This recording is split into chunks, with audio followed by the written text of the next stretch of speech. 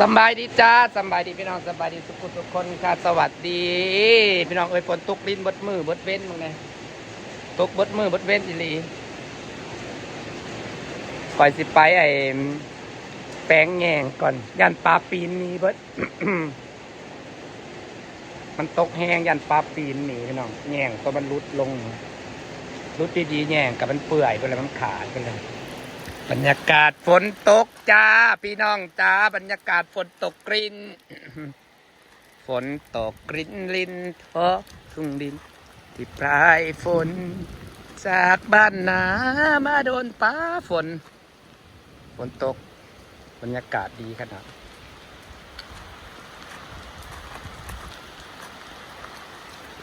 แป้งแง่งตันป่าก็เด้อยันปลาปีนหนีปลาสิปีนหนีข่อยเบิดแล้วแง่งกระขาดไปเลย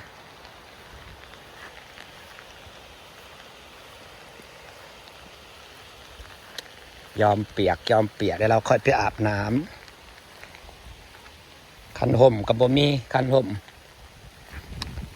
ไปยามป่าอยู่ในไม่ได้ซื้อคันห่มไปเลย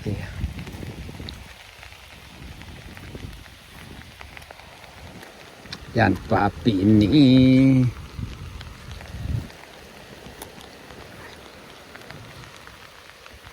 เบิ่งในพี่น้องเอาปลาขึ้นมานะเอาแง่งขึ้นมานะมักหอยนะ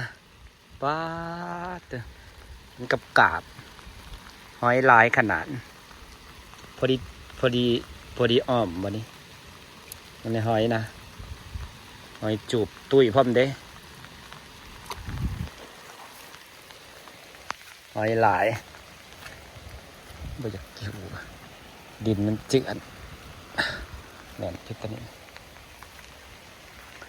บรรยากาศพอดีมักผีข่อยจะติดเลยเด้นี่ฝนตกดินใส่ผี2 คุ้มข่อยจะติดเลยเด้นี่แง้งมันพอยไปเลยพี่น้องเอ้ยหมัดมันก็ขาดลงกะ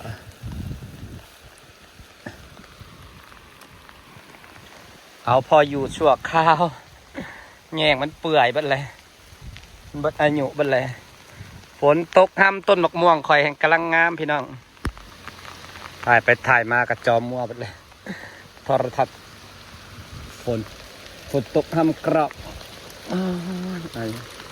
มันขาดเลยนะบ่มันไงมันบ่อยากอยู่มันเปื่อยไปเลยเหตุใดเด้ฝนบัดลินยันปลาปีนนี้ฝนนะตกได้ตกดีพี่น้องจากลิ้นละเกลยลิ้นแหละบัดนี้นะตกแห้งพร้อมบัดนี้โอ้ยโพดโพตกให้มะพร้าวข่อยงามไปกินฝุ่นแห้งเลยนะบัดนี้เด้อสิ่งนี้อย่างคลองก็ได้พี่น้องเอ้ยตกขัดตกดีตกคลองตกงามเถิดฝนเอ้ยโคตรเอาฝน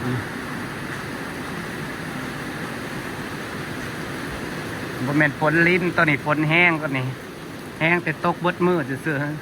ๆไปแข่งแป้งแห้งจนเปียกเขาก็ได้ฝนเอ้ยฝนดีฝนเด่นต้นไม้ก็งาม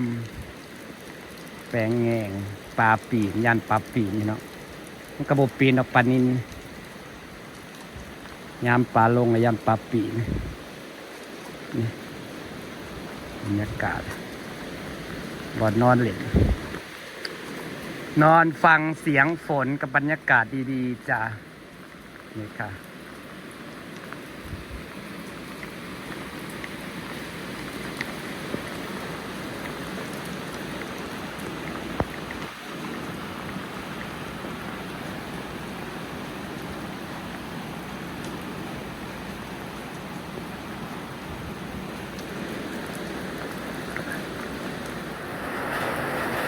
มันบ่แม่นฝนลิ้นแล้วเดี๋ยวฝนตกแห้งเลยแหละตกแห้งมันตกวัดมือ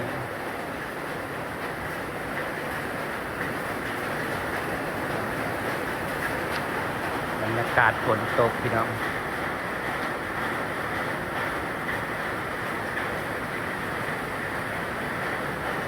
ฝ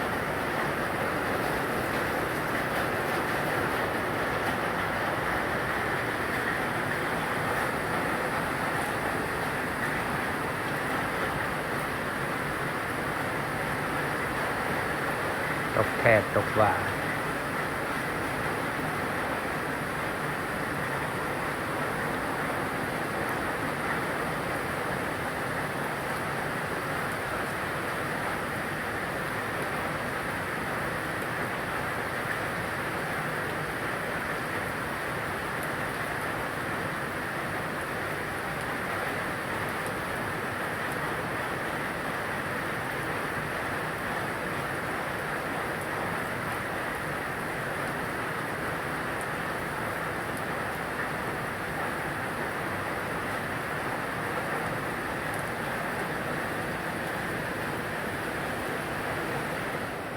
พี่น้องเอ้ยเปียกไปแล้วสิฝากบรรยากาศไว้ซ้ำนี้เด้ออย่างไรก็จะไปหาอาบน้ำในปัดนี้จะบ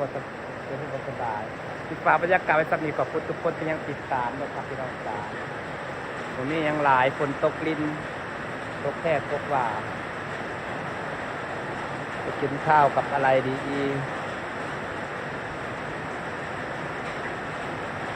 ตกแค่ตกว่า